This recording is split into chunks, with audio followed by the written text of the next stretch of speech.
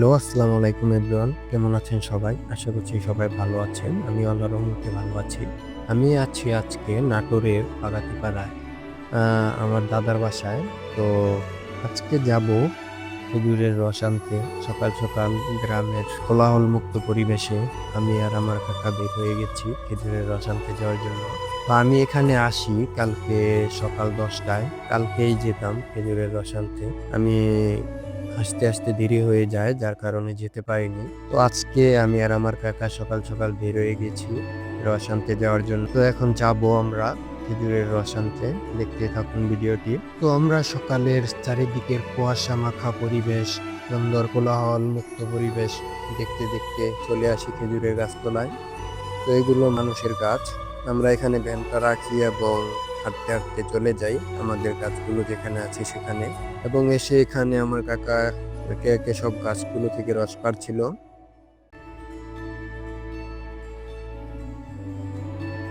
দেখতেই পাচ্ছেন কত সুন্দর টলটলে গাছ থেকে মাত্র নামানো হলো। এত সুন্দর রস গাছ থেকে পাড়া টলটলে।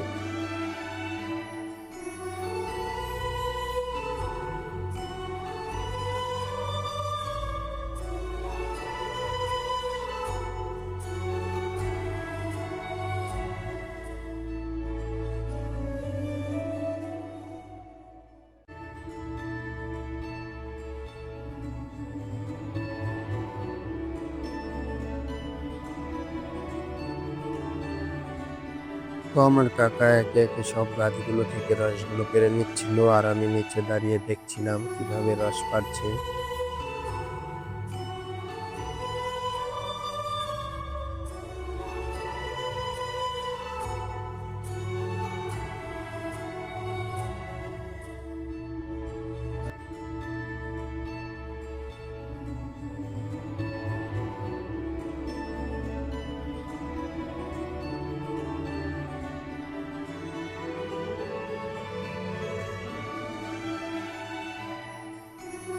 তো একে একে সব গাছগুলো থেকে রস পাড়া হয়ে যায় এদিকে, এবং আমরা এখান থেকে সামনের দিকে চলে যাই। আবার ওই পাশে আমাদের আরো কিছু গাছ আছে, ওইগুলা থেকে রস পারবো এখন।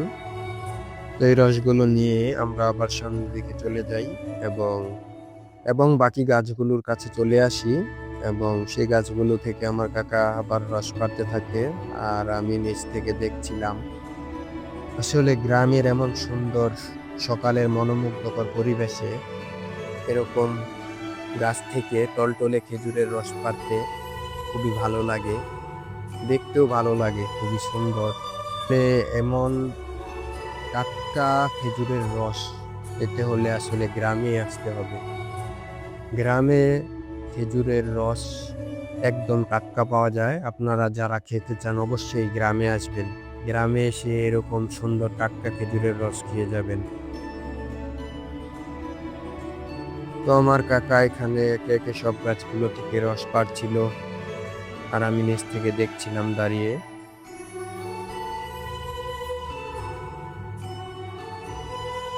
তো এখানেও সবগুলো গাছ থেকে রস পাড়া হয়ে যায় এবং আমার কাকা সব রসগুলো একটা পাত্রের মধ্যে ঢেলে নিচ্ছিল। তারপর সব রসগুলো পাড়া হয়ে গেলে আমরা এখান থেকে রসগুলো নিয়ে আবার ভ্যান নিয়ে বাসার দিকে রওনা হই। বাসায় এসে রসগুলো ভ্যান থেকে নামিয়ে আমি আর আমার কাকা দুইজন, কাকা ঢালছিল রসগুলো, আমি জাল ধরে রাখছিলাম রসগুলো ছেঁকে নেওয়ার জন্য। এটা হচ্ছে কয়রা। এটা এখানে গ্রামের ভাষায় কয়রা বলা হয়। আপনাদের ওইদিকে কার এলাকায় এটাকে কি বলে জানি না, কমেন্টে বলে যাবেন। এখানে গ্রামের ভাষায় এটাকে কয়রাই বলা হয়। তো আমার কাকা রসগুলো ঢালছিল আর আমি জাল ধরে রাখছিলাম, ছেঁকে রসগুলো কয়রাতে ঢেলে নিই। তারপর এদিকে আমার দাদা জাল ধরিয়ে দেয় এবং রসগুলো জাল করতে থাকে। আমার দাদা ওইদিকে রসগুলো জাল করছিল আর আমি এদিকে এত সুন্দর গাছ থেকে নামানো টলটলে টাটকা রস দেখে আর লোভ সামলাতে পারলাম না। দেখতে পাচ্ছেন কত সুন্দর টাটকা খেজুরের রস। তো আমি খেয়ে নিলাম রস লোভ সামলাতে না পেরে।